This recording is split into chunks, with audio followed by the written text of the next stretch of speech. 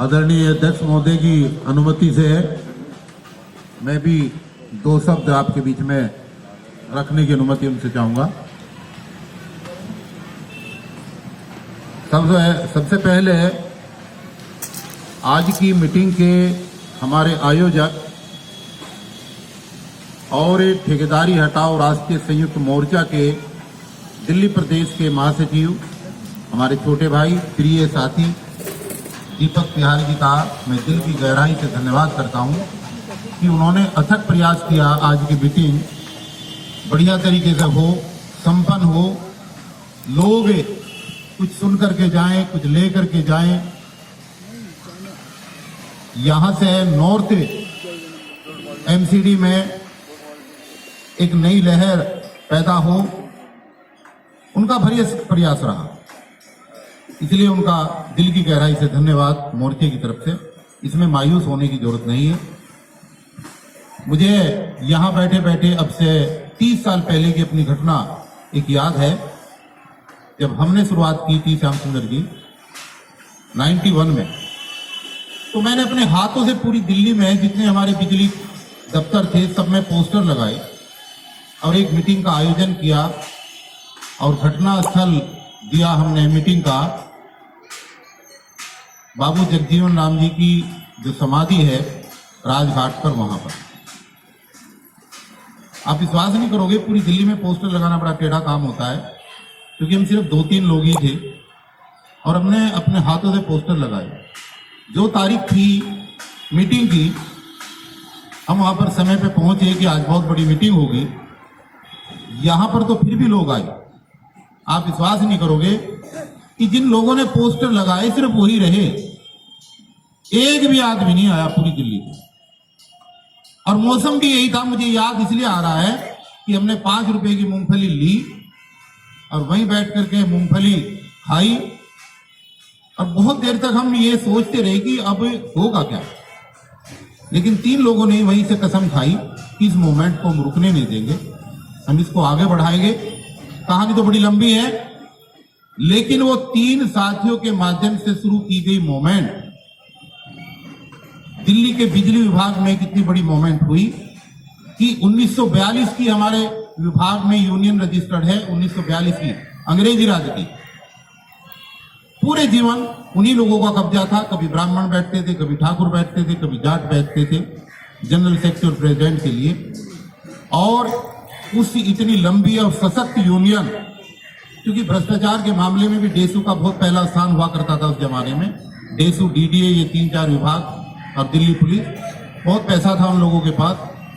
हमने उन लोगों को मात्र 6 साल के संघर्ष के बाद 1999 में गद्दी से उतारा और सीक्रेट बैलेट पेपर से हमने वहां पर चुनाव जीता, अपने लोगों को इकट्ठा करके। तो आज भी जो यहां पर हुआ है, इससे हमें सीख लेनी चाहिए, इससे हमें हतोत्साहित होने की जरूरत नहीं है। ये बात मैं विशेष रूप से दीपक भाई के लिए कह रहा हूं। वो युवा साथी हैं, क्रांतिकारी हैं। और आज की इस मीटिंग में फिलहाल हमारे 12 राष्ट्रीय और प्रदेश स्तर के पदाधिकारी मौजूद हैं। मंगत लाल जी हमारे पदाधिकारी हैं, हमारे रणवीर सिंह चावरिया जी पदाधिकारी हैं, राजकुमार जिगान साहब जो चेयरमैन हैं हमारे, चेतन दास चावरिया जी, मन्नू चावरिया जी, राजेश घाघट जी, दीपक तिहारी जी, श्याम सुंदर जी, विनोद सिंह, क्या नाम है, मनोज विद्रोही जी। हम 12 के लगभग पदाधिकारी हैं यहाँ पर। आज हमें कुछ न कोई निर्णय लेकर के यहाँ पर जाना चाहिए। और बेशक एमसीडी में काम करने वाले हमारे 15 ही साथी थे और फिलहाल तो 15 भी नहीं है, अब उनमें से भी कहीं तो चले गए वो, कोई बात नहीं। देखिए, जब हम किसी बीमारी का इलाज कराने के लिए डॉक्टर के पास जाते हैं, आप तो हो ही भैया, आप जरा गौर से सुनो मेरी बात, इसको बंद कर दो।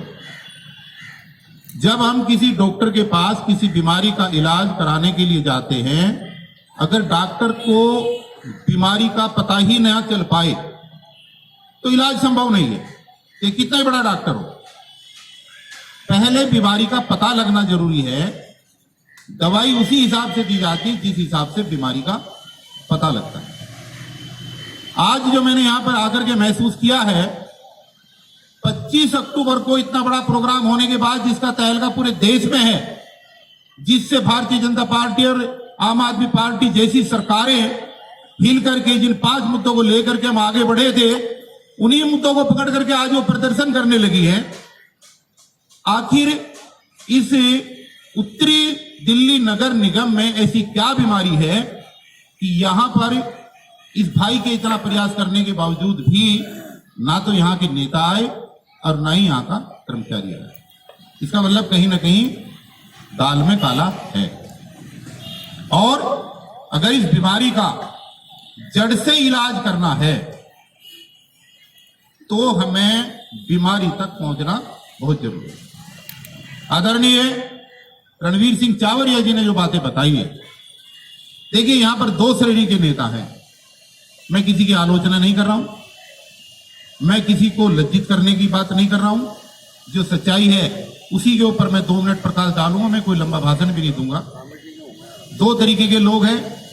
एक प्रथम श्रेणी में वो लोग हैं जो दिल से अपने बच्चों के समय में से समय निकालते हैं, अपनी घर और अलमारी से पैसा निकाल करके कर्मचारियों की सेवा करना चाहते हैं। सेवा भाव और दया भाव जिनके दिल में है, उस तरीके से उन्होंने यूनियन बना करके आगे कर्मचारियों का हित करने का काम किया है। लेकिन कुछ लोग यहां पर ऐसे घुस गए हैं कि सुबह 6 बजे अपनी ड्यूटी पे न जाना पड़े, अपने काम से बच जाएं, अपने परिवार के 1-2 लोगों को अपनी ही तरह ड्यूटी पर लेकर के एक सैलरी की बजाय 2-2, 3-3 सैलरी उनके घरों में आने लगे। जब पक्का होने का समय आए तो 2-4 लोगों से फाइलें पकड़ करके अपनी कमाई का साधन बना दे। शाम को पीने के लिए दारू और खाने के लिए मुर्गा और दाल फ्राई मिल जाए, सफेद कपड़े पहनने के लिए मिल जाए।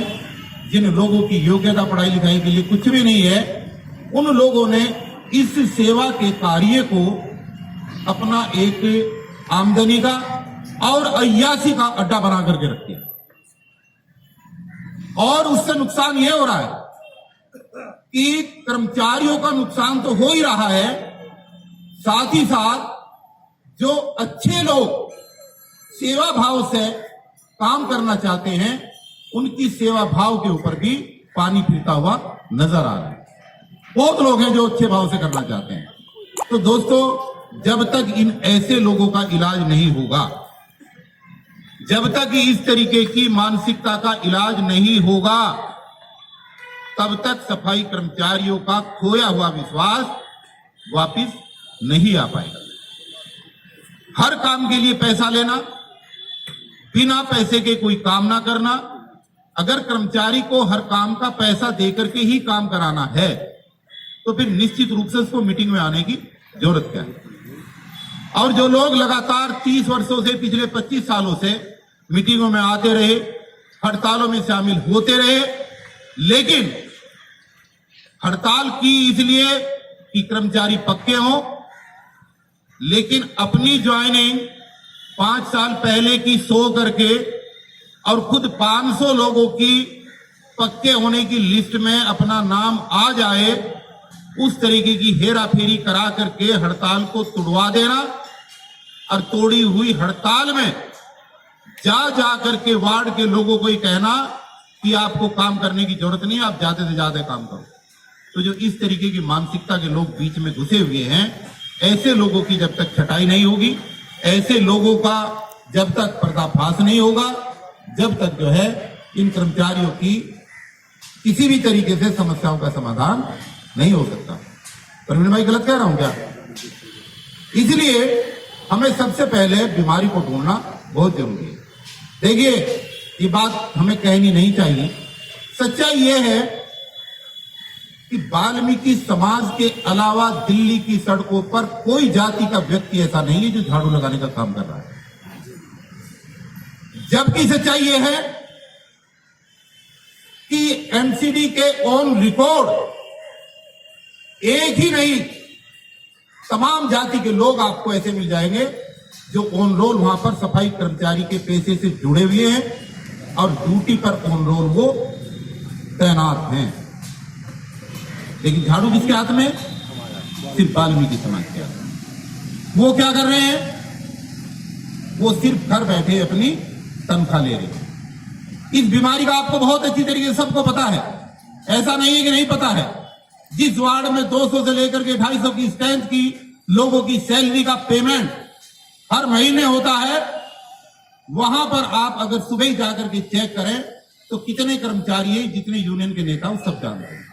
और जो नहीं आते उनकी आड़ में वो क्या करते हैं, इकट्ठा हुआ पैसा कहां जाता है, जाकर के पैसा किस किस में बंदरबाट होता है, चाहे वो चेकिंग करने वाली एजेंसी हो और चाहे इस दिल्ली के राजनेता हो, सब उसे हमाम में ये लोग नंगे। इसीलिए न तो हड़ताल कामयाब हो रही है और ना ही कर्मचारी पक्का हो पा रहा है। जिस रफ्तार से कर्मचारियों को पक्का होने का सिलसिला दिल्ली के अंदर चल रहा है, अगर ये रफ्तार इतनी ही सुस्त रही तो जो कच्चे कर्मचारी आज हैं ये 100 साल तक भी पक्का होने की इनकी उम्मीद नहीं है। और अगर ये पक्का नहीं होंगे तो कैसे इनके बच्चों की शादियां होंगी, कैसे इनके बच्चे पढ़ पाएंगे, ये एक अपने आप में बहुत बड़ा प्रश्न है। तो मीटिंग तो भैया हो या ना हो, चेयरमैन साहब, हमारे दोनों संरक्षक, आज के अध्यक्ष महोदय, हमारे राष्ट्रीय चेयरमैन और तमाम मेरे 12 पदाधिकारी मेरी बात सुन रहे हैं, मीटिंग हो या ना हो, कर्मचारी घर से बाहर निकले ना निकले, लेकिन आज इस बात का निर्णय लेकर के उठो कि जो लोग एक मंच पर आने की बजाय दूर दूर भाग रहे हैं, आने वाले 1 महीने के अंदर इन सबका इलाज होना चाहिए। आप मेरी बात से सहमत हैं या नहीं है, पहले ये बताएं। जब तक इनका इलाज नहीं होगा, जब तक ये बीमारी खत्म होने वाली नहीं है। बहुत सारे लोगों ने सामाजिक संगठन बना रखे भगवान वाल्मीकि के नाम पे। भी तेरा क्या मतलब है ट्रेड यूनियन में ऐसी की तैसी कराने का? तू किस लिए भैया वहां पर नोटिस दे रहा है? तुझे भगवान वाल्मीकि के नाम का संगठन बनाना है तो मंदिर में जाकर के पूजा कर, वहां पर अगरबत्ती जला, जोत जला। हर आदमी एक लेटर लेता है और मैनेजमेंट में जाकर के हड़ताल का नोटिस दे देता है। जिसकी औकात अपनी गली में कुत्ते भी जिसको नहीं पहचानते, वो आदमी भी हड़ताल का नोटिस देकर के चला आता है। एक प्रबुद्ध यूनियन चलाने वाला नेता अगर मैनेजमेंट को नोटिस देता है और मैनेजमेंट उस पर संज्ञान लेकर के उसको 1 महीने का समय देती है, तो जैसे ही बाकी 50 यूनियन के लोगों को पता लगता है कि राजकुमार धिंगान साहब तो नेता बनने वाले हैं, इनकी तो बहुत बढ़िया चमक हो जाएगी, तो वो सब अपने लेटर पैड ले लेकर के अगले दिन या 10 दिन बाद वहां पर पहुंच जाते हैं। जो काम मैनेजमेंट को 1 महीने के अंदर कर देना चाहिए, मैनेजमेंट को सांस आ जाती है और वो एक एक को बैठाते हैं, चाय पिलाते हैं और उनको सबको 1-1 महीने का टाइम दे देते हैं। पता है कि ये कभी एक जगह नहीं बैठ सकते। तो इस बीमारी का इलाज हमें दोस्तों करना चाहिए। और अभी 19 तारीख को देश के प्रधानमंत्री ने पूरे देश से माफी मांग करके किसान संयुक्त मोर्चा की द्वारा उठाई गई डिमांड को, 3 कृषि कानूनों को वापस लिया। वो एक एकता की शक्ति थी। अलग अलग पृष्ठभूमि के लोग, मजे की बात यह है सोचने वाला विषय कि अलग अलग पृष्ठभूमि के लोग, कोई पंजाब का सरदार तो कोई यूपी का जाट, कोई तमिलनाडु का आदमी, कोई बंगाल का आदमी, अपनी अलग अलग विचारधाराओं को छोड़ करके कॉमन मुद्दे पर एक जगह आकर के बॉर्डर पर बैठ गए, एक झंडा लेकर के। झंडा था संयुक्त किसान मोर्चा।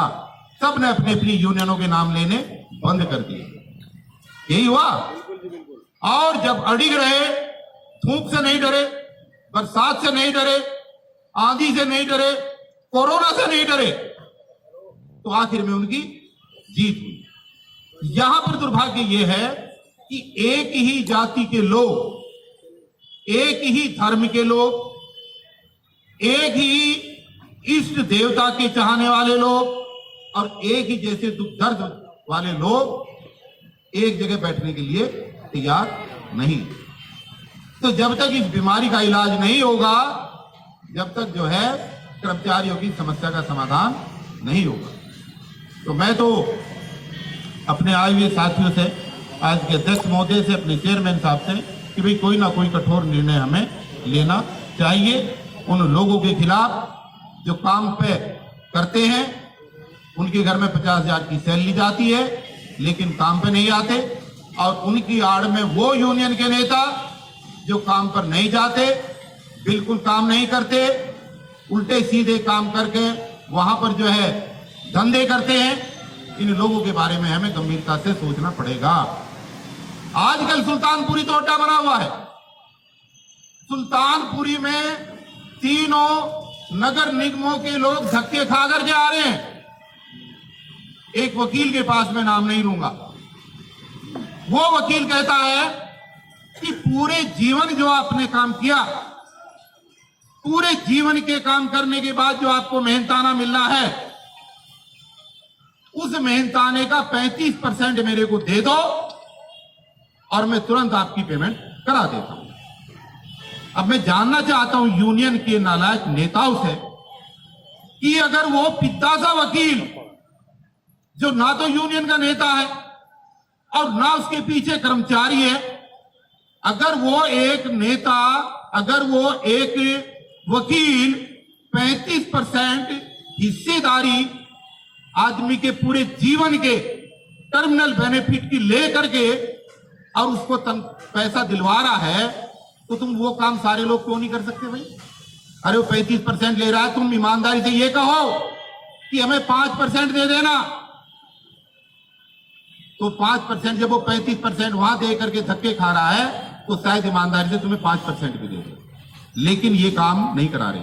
अब सवाल ये है कि उन लोगों का काम नहीं हो रहा, लेकिन जब वो वकील के माध्यम से केस जाता है तो इसी नगर निगम के अफसरों के पास, इसी नगर निगम के शासन प्रशासन के पास फिर पैसा कहां से आ जाता है? फिर भी तो पैसा कहीं से ना कहीं से आ रहा है। वकील केस लेकर के आ रहा है तो एमसीडी के पास पैसा है, और अगर यूनियन का नेता उस काम को कराने के लिए जा रहा है तो निगम में बैठे हुए अफसरों और मगरमच्छों के पास पैसा नहीं है। ये सोचने का विषय है या नहीं है? फिर पैसा कहां से आ रहा है? इसका मतलब वो जो 35% वकील ले रहा है, वो 35% उसकी जेब में नहीं जा रहा, बल्कि उस 35% का एक बहुत बड़ा हिस्सा शासन और प्रशासन में बैठे हुए लोगों की जेब में जा रहा है, तब वो पैसा निकल रहा है। इतने बड़े बड़े विज्ञापन है, छठ पूजा पे इतने बड़े बड़े घाट बने, तब राजनीति के अंदर इनके पास कहां से पैसा आ जाता है? इनके पास अगर पैसा नहीं है तो सिर्फ सफाई कर्मचारी की तनख्वाह देने के लिए पैसा नहीं है। शायद ये सोच करके पैसा नहीं है कि आखिर ये कर क्या लेंगे। 60 टुकड़ों में बटा हुआ समाज ये कुछ नहीं कर पाएगा, इसलिए इनको तनख्वाह 2 महीने मत दो तो कुछ नहीं होना, अगर 6 महीने भी नहीं दोगे तो कर क्या लेंगे। उस भोलेपन का फायदा सरकार और शासन प्रशासन उठा रहा है।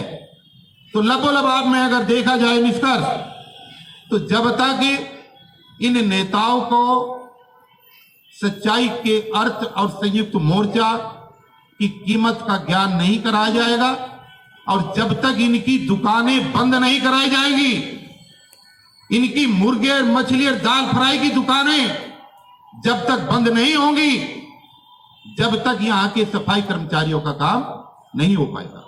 और सफाई कर्मचारियों से भी मेरी अपील है, मेरे अपने उन भोले भाले साथियों से, कि हम आपसे पैसा लेने के लिए नहीं आए हैं। संयुक्त मोर्चा आपसे पैसे की डिमांड नहीं कर रहा है। हम तो आपको ये कहने के लिए आए हैं कि आप लोगों ने इन लोगों को 30 साल दिए, ये बात मैंने पहले भी कही थी।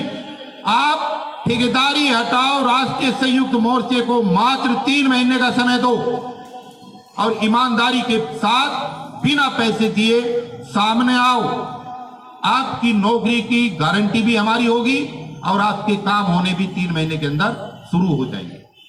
लेकिन बाहर तो निकलना पड़ेगा। बीमारी तो जिसको है, इंजेक्शन तो उसी को देना पड़ेगा। क्या यहाँ पर पार्क में जिन 12 पदाधिकारियों की बात कर रहे हैं, अगर ये 20-20 अपने यहां से ले आते तो ये पूरा पंडाल भर जाता, लेकिन उस पंडाल के भरने का फायदा नहीं था। इलाज तो उसी का होगा जो आज की तारीख में बीमार है। अगर बीमार का इलाज नहीं होगा तो दूसरे को लाते रहो, उसका कोई फायदा नहीं है। दोस्तों, मैं अपनी एक बात और कह करके, अध्यक्ष महोदय, मैं इस मुहिम में काफी दिनों से लगा हुआ, बहुत लोगों से मेरी बात होती है। अभी रणबीर चावरिया जी ने जो एक बात कही कि एक दुष्प्रचार किया जा रहा है कि डीसी कपिल हमारे सर पर आकर बैठ गया है, ये जाटव समाज का आदमी है। क्यों साहब? मैं आज इस मंच के माध्यम से एक पेशकश यहां उत्तरी दिल्ली नगर निगम के अपने सभी सम्मानित यूनियन के नेताओं से करके जा रहा हूं, और वो अपील इसलिए कि ईडीएमसी से हमने राजकुमार जी को राष्ट्रीय चेयरमैन बनाया, वहीं से हमने अपना एक राष्ट्रीय संयोजक बना रखा है। एसडीएमसी से हमने अपना राष्ट्रीय संरक्षक चेतन दास चावरिया जी को बना रखा है। मैं स्वयं पेश कर रहा हूं कि अगर उत्तरी दिल्ली नगर निगम के सारे नेता एक जगह एक प्लेटफार्म पर बैठ करके ईमानदारी से इन सफाई कर्मचारियों की समस्या का समाधान कराने के लिए राजी हैं, तो मैं इंजीनियर डीसी कपिल, तथागत भगवान बुद्ध और बाबा साहब को साक्षी मानते हुए आज इस बात की घोषणा करता हूं कि अध्यक्ष का पद मैं छोड़ करके आप लोगों को अध्यक्ष बनाने के लिए तैयार हूं, लेकिन कम से कम एक मंच के ऊपर आ जाओ और इनको आ जाना चाहिए। और अगर इतना करने के बाद भी अगर ये कहते हैं कि किसी की जाति क्या है, भाई ये तो हर आदमी का एक मजबूरी है कि कोई भी व्यक्ति दुनिया के अंदर वो एक ही परिवार में पैदा होता है, एक ही जाति में पैदा होता है, किस क्षेत्र में पैदा हो जाए ये उसके हाथ की बात नहीं। बाबा साहब का भी एक परिवार था, बाबा साहब की भी एक जाति थी, बाबा साहब भी देश के किसी न किसी कॉर्नर में पैदा हुए, लेकिन पैदा होने के बाद क्या उन्होंने उसी क्षेत्र के लोगों के लिए काम किया? क्या पैदा होने के बाद क्या उनका संघर्ष सिर्फ उसी जाति के लोगों के लिए रहा? ऐसा नहीं है। उन्होंने कश्मीर से लेकर के कन्याकुमारी तक न सिर्फ दलितों के लिए काम किया, न सिर्फ शोषितों के लिए काम किया, बल्कि देश की आधी आबादी महिलाओं के लिए, चाहे किसी भी जाति और किसी भी धर्म की है, बाबा साहब ने सबके लिए काम किया। जो इस देश के अंदर मजलूम है, जो पिछड़ा है, सबके लिए उन्होंने काम किया। तो भैया मेरे से अगर परेशानी है तो मैं पीछे हो जाता हूं, तुम आगे आओ तो सही, लेकिन तुम आगे भी ना आओ, तुम खुद भी काम ना करो और किसी को करने भी न दो, तो ये ड्रामा तुम्हारा ज्यादा दिन तक चलने वाला नहीं। आज 25 नवंबर 2021 है, दोबारा फिर हम आएंगे, दोबारा फिर हम प्रोग्राम करेंगे, और इन लोगों के भरोसे बिल्कुल मत रहना। 2 नेता तो अभी हमारे बीच से चले गए, एक अनिल भाई आए थे, वो भी नेता हैं, और एक भैसवाल साहब हैं, उनको भी जल्दी थी, वो भी चले गए हैं। तो भाई कैसे काम चलेगा? अगर आप मीटिंग में आधा घंटा बैठ भी नहीं सकते, अगर राजकुमार जी जमुना पार से यहाँ आ सकते हैं, चेतन दास चावरिया जी बीमार होने के बाद यहाँ आ सकते हैं, और साथ ही इतनी दूर से आ सकते हैं, तो इसी निगम में नेतागिरी करने वाले लोग क्यों नहीं बैठ सकते? 1 घंटा बैठना चाहिए, नहीं बैठना चाहिए, लेकिन इस बीमारी का इलाज जड़ से करना पड़ेगा। और मैं बड़ी प्रतिबद्धता और वचनबद्धता के साथ आज इस बात की सौगंध लेता हूं कि जो पेशकश मैंने की है, उत्तरी दिल्ली नगर निगम के मेरे तमाम यूनियन के नेता मेरी बात को समझ लें, या तो अध्यक्ष बन जाओ इस मोर्चे का, मैं अध्यक्ष पर छोड़ने के लिए तैयार हूं, और तुमने अगर जवाब ना दिया तो 1 महीने के अंदर तुम्हारी सबकी दुकानें बंद करा दूंगा मैं, डीसी कपिल का वादा है।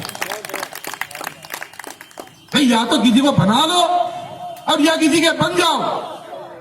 सफाई कर्मचारियों का, बहनों का, भाइयों का शोषण नहीं करने दिया जाएगा, और सरकार को कैसे झुकाया जाता है ये हम अच्छी तरीके से जानते हैं। हमने सुप्रीम कोर्ट को झुकाया, हमने केंद्र की सरकार को झुकाया, हमने पता नहीं कहां पर क्या क्या किया। देश के संविधान में 106 संशोधन हुए, उन 106 संशोधन में संशोधन नंबर 81, 82 और 86 अगर आप निकाल करके देखेंगे तुम तीनों संशोधनों में डीसी कपिल का नाम लिखा है। ये अटल बिहारी वाजपेयी के टाइम पे हमने संशोधन कराए थे। हम कोई राह चलते लोग नहीं है कि आप जो है बेवकूफ समझ करके और यहां से गेट के सामने से निकल करके बाहर जाकर ताली बजाओ कि मीटिंग में लोग नहीं आए। मीटिंग में लोग आए या नहीं आए, लेकिन मेरे 10 क्रांतिकारी पदाधिकारी यहां पर मौजूद हैं जो आज फैसला लेंगे, बाबा साहब की सौगंध खा करके लेंगे और तुम्हारी दुकानें निश्चित रूप से पक्की बंद होंगी, तुम्हारी दाल फ्राई बंद होगी, तुम्हारा मुर्गा मछली का धंधा बंद होगा और जो तुम फाइलें लेकर के घूमते हो और प्रशासन में बैठे हुए लोगों को जो पैसे दे करके काम कराते हो, ये दुकानें हर हालत में हमें बंद करानी पड़ेगी। तो मैं अध्यक्ष महोदय से ये कहते हुए कि बात जरा कुछ लंबी होगी, माफी चाहता हूं, लेकिन ये बात और ये मैसेज आज की मीटिंग में देना बहुत जरूरी था। मैं एक बार पुनः बड़ी विनम्रता के साथ, यहाँ के नहीं, देखिए मेरे पास तो काम करने का बहुत लंबा क्षेत्र है भाई, कोई सफाई कर्मचारी ही मेरा क्षेत्र थोड़ा ही है। ये संगठन ठेकेदारी हटाओ राष्ट्रीय संयुक्त मोर्चा कश्मीर से लेकर के कन्याकुमारी तक संगठित और असंगठित क्षेत्र में जितने भी मजदूर काम करते हैं, जितने भी ठेके पे लोग काम करते हैं, वो चाहे सफाई कर्मचारी हैं और चाहे सफाई कर्मचारी नहीं है, उनकी चाहे कोई भी जाति हो, कोई उनका धर्म हो, उससे कोई लेना देना नहीं है। ये मोर्चा सभी कर्मचारियों के हितों की रक्षा करने के लिए बना है। लेकिन हमने पहले चरण में अगर परिवार में 5 सदस्य हैं, जो सबसे ज्यादा बीमार है, जो सबसे ज्यादा कमजोर है, उसको सहारा देने के लिए अगर मोर्चे ने ये तय किया है कि पहले चरण के अंदर हम अपने सफाई कर्मचारी भाइयों की भावनाओं को देखते हुए सबसे पहले उनका इलाज करने का काम करेंगे, उनकी समस्याओं का हल करने का काम करेंगे, तो ये निगम में काम करने वाले यूनियन के नेता हमारे इस कदम को हमारी मजबूरी ना समझे और इसको हमारा पेशा ना समझे और ये ना सोचे कि हमारे में से कोई टिकट लेने के लिए इस राजनीति को कर रहा है। ऐसा बिल्कुल नहीं है। हमने जो बीड़ा उठाया है, इस बीड़े को हम पार करा करके जाएंगे और जिसको हमारे अतीत के बारे में पता करना है, वो हमारे अतीत के बारे में भी पता कर ले कि पूरी दिल्ली, देश की राजधानी दिल्ली को बिजली देने वाला डिपार्टमेंट जिसका मुख्यालय नेहरू प्लेस के अंदर है, जब हमने हड़ताल करी 99 के अंदर, तो उस मुख्यालय के अंदर जो समझौता हमारे साथ हुआ, उस समझौते को कैंडल समझौता बोलते हैं। उस बिजली के दफ्तर में भी बिजली नहीं थी। जिस दिन एमसीडी के अंदर हड़ताल करने की नीयत से उतरेंगे, उस दिन सारे कर्मचारियों को एक दिन में पक्का कराएंगे, नहीं तो दिल्ली को दिल्ली नहीं रहने देंगे। ये हमारा वादा है। इस मांग को चाहे हमें यूएनओ तक उठाना पड़े, हमें चाहे अंतरराष्ट्रीय स्तर पर उठाना पड़े, कि जहां पर देश का प्रधानमंत्री जाकर के भगवान बुद्ध की प्रतिमा दे करके अपने आप को बहुत बढ़िया बताता है, इस डिमांड को हम ले जाएंगे कि हम उस भारत के अंदर रहते हैं, इस भारत के अंदर आज भी सफाई कर्मचारियों को 3 महीने तक वेतन नहीं मिलता। पूरे देश की गंदगी को साफ करने वाला सफाई कर्मचारी आज भी भूखा मरने के लिए तैयार है। इस मांग को हम यूएनए के अंदर वहां पर भी उठाएंगे, उसका भी हमने जुगाड़ बना लिया है। इसको यहाँ पर इतनी आसानी से भारतीय जनता पार्टी को और आम आदमी पार्टी को जीने नहीं देंगे। एक वो बहरूपिया भाई साहब सब जगह भाग रहा है, कभी उत्तराखंड में जा रहा है, कभी चंडीगढ़ जा रहा है, कभी लखनऊ जा रहा है, सबको कह रहा सबको पक्के करूंगा। अबे पहले इनको तो पक्के कर ले, जो तेरे गले की हड्डी बनने वाली है, पहले यहां पर तो काम कर ले। पहले अपने घोषणा पत्र में दिए गए वादे के अनुसार कोरोना के अंदर शहीद हुए सफाई कर्मचारी जो 55 है, पहले उनको 1 करोड़ रुपए दे दे, तब वहां की बात करना। हमारा मोर्चा तीनों राजधानियों में, उत्तराखंड की राजधानी देहरादून, पंजाब की राजधानी चंडीगढ़ और उत्तर प्रदेश की राजधानी लखनऊ में जाकर के प्रेस कॉन्फ्रेंस करके जनता को ये बताने वाले हैं कि ये दुनिया का सबसे झूठा आदमी है, ये गुमराह कर रहा है, इसने दिल्ली में कुछ नहीं किया, ये आरक्षण विरोधी है, ये दलित विरोधी है, ये सफाई कर्मचारी विरोधी है और इसके बहकावे में लोग ना आए। तो दोस्तों, ये मिशन चलेगा, चलता रहेगा। या आज के जो अध्यक्ष हैं मंगत लाल जी, आप और हम कल भी, हम चुप नहीं बैठे, हम कल भी एक यूनियन के साथी से मिलने के लिए गए थे, उसको भी हमने जोड़ा है। संगठन में लगातार बढ़ोतरी हो रही है और जो नकारे लोग हैं, जिन्होंने धोखा दिया है 25 अक्टूबर के प्रोग्राम का, उनको धीरे धीरे हम वहां से सफाया करेंगे। उनको हम धीरे धीरे हटाएंगे। हमारे पास एक कमी लोग हो, लेकिन अच्छे लोगों की टीम हम आगे लेकर के आएंगे। तो मित्रों, मैं एक बार पुनः आपका धन्यवाद करते हुए, धन्यवाद भाई दीपक का, हमारे क्रांतिकारी शेर साथी जिसने आज की इस मीटिंग का आयोजन किया है, और धन्यवाद इसलिए कि उसके द्वारा बुलाई गई मीटिंग में आज एक ठोस निर्णय हुआ और हम एक नतीजे पे आज से बढ़ेंगे। इसलिए ये मीटिंग आज इतिहास के पन्नों में दर्ज होगी। 25 नवंबर 2021 की मीटिंग जो दीपक प्याल ने बुलाई है। एक बार तमाम अपने साथियों को एक बार फिर अपील करते हुए कि मित्रों आ जाओ, हमें पद नहीं चाहिए, पद भी ले लो, नेता भी बन जाओ, लेकिन इन कर्मचारियों का भला करा दो। और अगर नहीं करोगे तो फिर आने वाला कल आपका बड़ा कष्टदायी होगा, बड़ा दिक्कत भरा होगा, और उसके लिए हम नहीं, आप खुद जिम्मेदार होंगे, आपका काम जिम्मेदार होगा और आपके कारनामे जिम्मेदार होंगे। तो इन्हीं शब्दों के साथ आप सभी का पुनः अभिनंदन करते हुए, धन्यवाद करते हुए मैं अपनी बात को यही विराम देता हूं। जय भीम, जय भारत, नमो बुद्धाय।